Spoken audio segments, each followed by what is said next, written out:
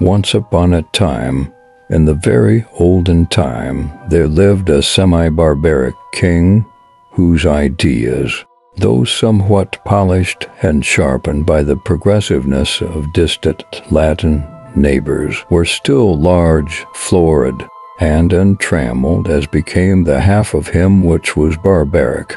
He was a man of exuberant fancy, and withal of an authority so irresistible that, at his will, he turned his varied fancies into facts. He was greatly given to self-communing, and when he and himself agreed upon anything, the thing was done. When every member of his domestic and political systems moved smoothly in its appointed course, his nature was bland and genial. But whenever there was a little hitch, and some of his orbs got out of their orbits, he was blander and more genial still, for nothing pleased him so much as to make the crooked straight and crush down uneven places. Among the borrowed notions by which his barbarism had become semified was that of the public arena, in which, by exhibitions of manly and beastly valor, the minds of his subjects were refined and cultured. But even here the exuberant and barbaric fancy asserted itself. The arena of the king was built, not to give the people an opportunity of hearing the rhapsodies of dying gladiators, nor to enable them to view the inevitable conclusion of a conflict between religious opinions and hungry jaws, but for purposes far better adapted to widen and develop the mental energies of the people.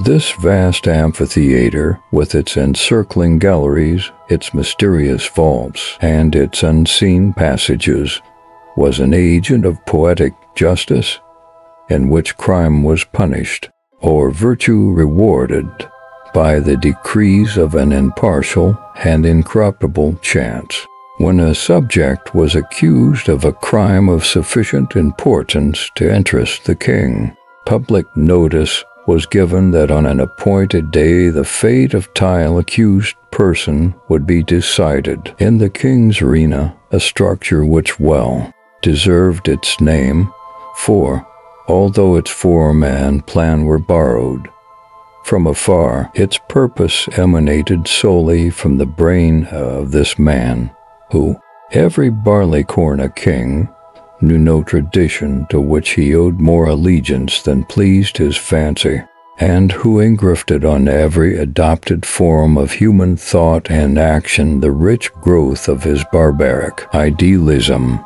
When all the people had assembled in the galleries, and the king, surrounded by his court, sat high up on his throne of royal state on one side of the arena, he gave a signal. A door beneath him opened, and the accused subject stepped out into the amphitheater.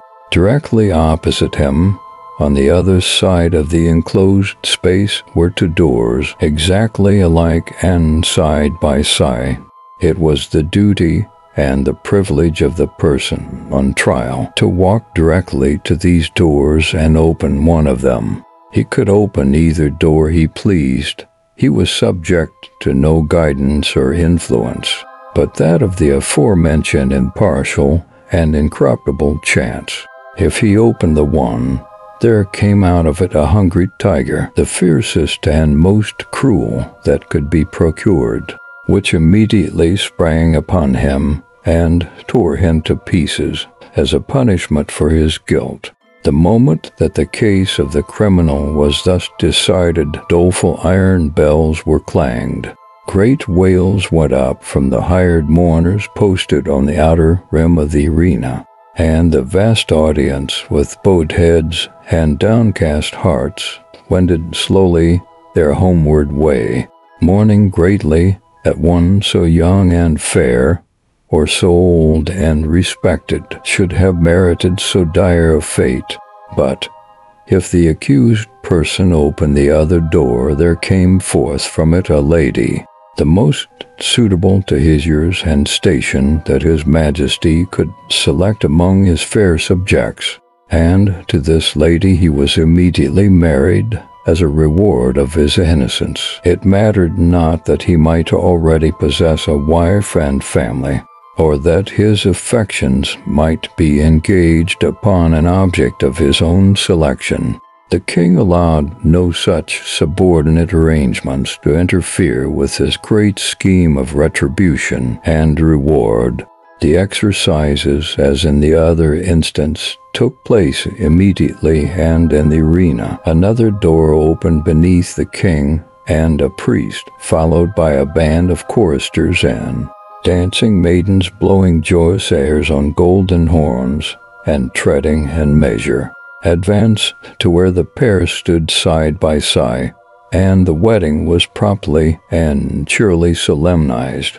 Then the gay brass bells rang forth their merry peals, the people shouted glad hurrahs, and the innocent man, preceded by children strewing flowers on his path, led his bride to his home.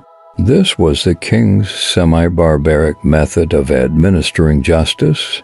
Its perfect fairness is obvious.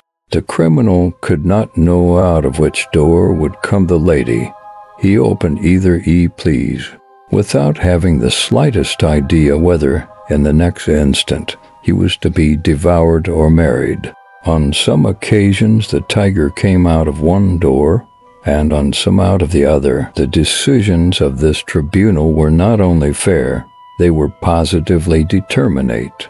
The accused person was instantly punished if he found himself guilty, and, if innocent, he was rewarded on the spot, whether he liked it or not. There was no escape from the judgments or the king's arena. The institution was a very popular one. When the people gathered together on one of the great trial days, they never knew whether they were to witness a bloody slaughter or a hilarious wedding. This element of uncertainty lent an interest to the occasion which it could not otherwise have attained. Thus the masses were entertained and pleased, and the thinking part of the community could bring no charge of unfairness against this plan. For did not the accused person have the whole matter in his own hands? This semi-barbaric king had a daughter as blooming as his most florid fancies, and with a soul as fervent and imperious as his own. As is usual in such cases, she was the apple of his eye, and was loved by him above all humanity. Among his courtiers was a young man of that fineness of blood and lowness of station common to the conventional heroes of romance who love royal maidens. This royal maiden was well satisfied with her lover, for he was handsome and brave to a degree unsurpassed in all this kingdom, and she loved him with an ardor that had enough of barbarism in it to make it exceedingly warm and strong. This love affair moved on happily for many months, until one day the king happened to discover its existence. He did not hesitate nor waver in regard to his duty in the premises. The youth was immediately cast into prison, and a day was appointed for his trial in the king's arena. This, of course, was an especially important occasion, and His Majesty, as well as all the people, was greatly interested in the workings and development of this trial. Never before had such a case occurred. Never before had a subject dared to love the daughter of a king. And after years such things became commonplace enough, but then they were, in no slight degree, novel and startling. The tiger cages of the kingdom were searched for the most savage and relentless beasts, from which the fiercest monster might be selected for the arena, and the ranks of maiden youth and beauty throughout the land were carefully surveyed by competent judges in order that he, young man, might have a fitting bride in case fate did not determine for him a different destiny. Of course, everybody knew that the deed with which the accused was charged had been done. He had loved the princess, and neither he, she, nor anyone else thought of denying the fact. But the king would not think of allowing any fact of this kind to interfere with the workings of the tribunal in which he took such great delight and satisfaction. No matter how the affair turned out, the youth would be disposed of, and the king would take an aesthetic pleasure in watching the course of events which would determine whether or not the young man had done wrong in allowing himself to love the princess. The appointed day arrived. From far and near the people gathered and thronged the great galleries of the arena, and crowds, unable to gain admittance, massed themselves against its outside walls. The king and his court were in their places, opposite the twin doors, those fateful portals, so terrible in their similarity. All was ready, the signal was given, a door beneath the royal party opened, and the lover of the princess walked into the arena. Tall, beautiful, fair, his appearance was greeted with a low hum of admiration and anxiety. Half the audience had not known so grand a youth had lived among them. No wonder the princess loved him. What a terrible thing for him to be there. As the youth advanced into the arena, he turned, as the custom was, to bow to the king. But he did not think at all of that royal personage. His eyes were fixed upon the princess, who sat to the right of her father. Had it not been for the moiety of barbarism and her nature, it is probable that lady would not have been there. But her intense and fervid soul would not allow her to be absent on an occasion in which she was so terribly interested. From the moment that the decree had gone forth that her lover should decide his fate in the king's arena, she had thought of nothing, night or day, but this great event and the various subjects connected with it, possessed of more power, influence, and force of character than anyone who had ever before been interested in such a case. She had done what no other person had done. She had possessed herself of the secret of the doors. She knew in which of the two rooms that lay behind those doors stood the cage of the tiger with its open front, and in which waited the lady. Through these thick doors, heavily curtained with skins on the inside, it was impossible that any noise or suggestion should come from within to the person who should approach to raise the latch of one of them. But gold and the power of a woman's will had brought the secret to the princess, and not only did she know in which room stood the lady ready to emerge, all blushing and radiant, should her door be opened, but she knew who the lady was. It was one of tile fairest and loveliest of the damsels of the court who had been selected as the reward of the accused youth, should he be proved innocent of the crime of aspiring to one so far above him. And the princess hated her. Often had she seen, or imagined that she had seen, this fair creature throwing glances of admiration upon the person of her lover, and sometimes she thought these glances were perceived and even returned. Now and then she had seen them talking together. It was but for a moment or two, but much can be said in a brief space. It may have been on most unimportant topics, but how could she know that? The girl was lovely, but she had dared to raise her eyes to the loved one of the princess, and with all the intensity of the savage blood transmitted to her through long lines of holy barbaric ancestors, she hated the woman who blushed and trembled behind that silent door. Her lover turned and looked at her, and his eye met hers as she sat there paler and whiter than anyone in the vast ocean of anxious faces about her. He saw, by that power of quick perception which is given to those whose souls are one, that she knew behind which door crouched the tiger, and behind which stood the lady. He had expected her to know it. He understood her nature, and his soul was assured that she would never rest until she had made plain to herself this thing, hidden to all other lookers-on, even to the king.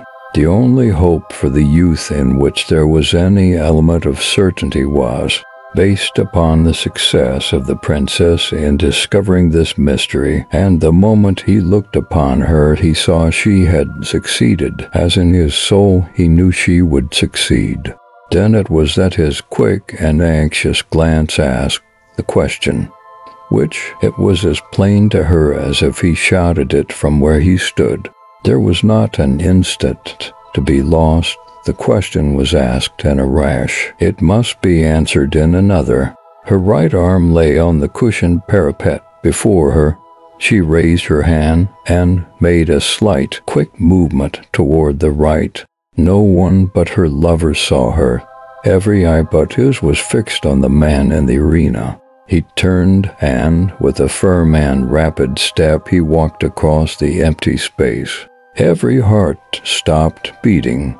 Every breath was held, every eye was fixed immovably upon that man. Without the slightest hesitation, he went to the door on the right and opened it. Now, the point of the story is this. Did the tiger come out of that door, or did the lady? The more we reflect upon this question, the harder it is to answer. It involves a study of the human heart, which leads us through devious mazes of passion, out of which it is difficult to find our way.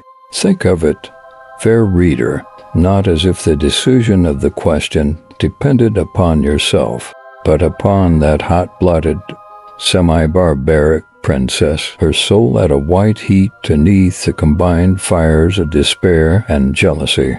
She had lost him, but who should have him?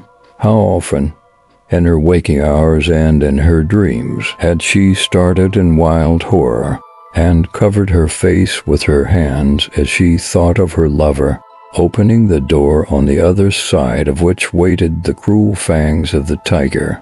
But how much oftener had she seen him at the other door? How in her grievous reveries had she gnashed her teeth and torn her hair, when she saw his start of rapturous delight as he opened the door of the lady. How her soul had burned in agony when she had seen him rush to meet that woman, with her flushing cheek and sparkling eve of triumph. When she had seen him lead her forth, his whole frame kindled with the joy of recovered life.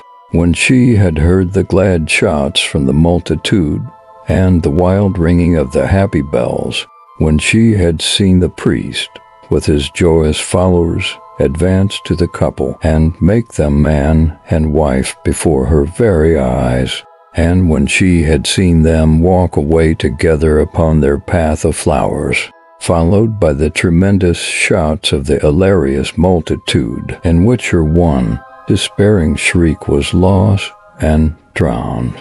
Would it not be better for him to die at once and go to wait for her in the blessed regions of semi-barbaric futurity?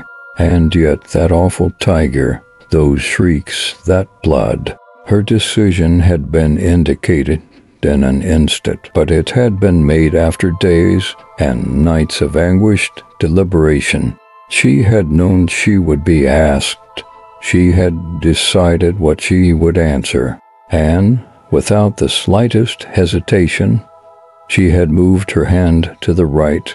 The question of her decision is one not to be lightly considered, and it is not for me to presume to set myself up as the one person able to answer it. And so I leave it with all of you, which came out of the open door, the lady or the tiger.